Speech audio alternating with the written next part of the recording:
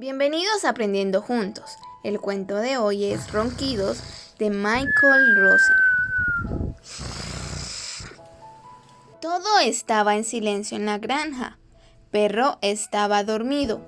Gato estaba dormido. Vaca estaba dormida. Oveja estaba dormida. Cerdita estaba dormida. Y todos los cerditos también. Todo estaba en silencio hasta que ¡ronquido! Y gato se despertó, vaca se despertó, oveja se despertó, cerdita se despertó y todos los cerditos también. ¡Ronquido! Era tan ruidoso que nadie podía dormir, ni gato, ni vaca, ni oveja, ni cerdita, ni todos los cerditos. ¡Ronquido! ¿Qué hacemos para que perro deje de roncar?, dijo gato. Ya sé, dijo vaca, y vaca se acercó a la oreja de perro y ¡achú! Estornudó en la oreja de perro. ¡Ronquido!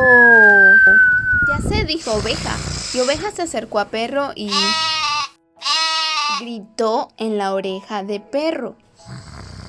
¡Ronquido! Ya sé, dijo gato, ¿por qué no le cantamos? Tal vez así deje de roncar y nosotros podemos dormir otra vez. Entonces, gato hizo miau. Y vaca hizo mu. Y oveja hizo be. Y cerdita hizo oink.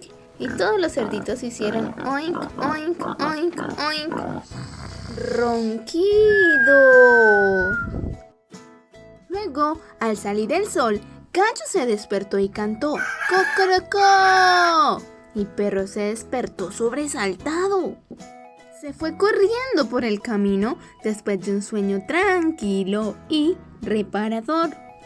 Pero Gato y Vaca y Oveja y Cerdita y los cerditos estaban tan cansados que se quedaron dormidos.